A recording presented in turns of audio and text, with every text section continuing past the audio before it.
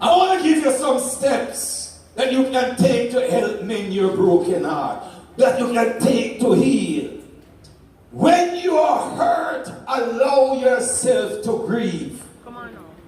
The problem why some people keep getting broken hearts after broken heart, they didn't heal from the first wound.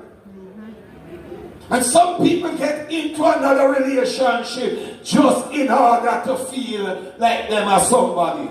But allow yourself to heal. It is okay to feel sad and sing, I'm alone, so all alone. I'm alone by myself tonight. You ever feel alone? So you're married but you're alone. So you're waiting but you're still alone. Oh Lord. Give yourself the permission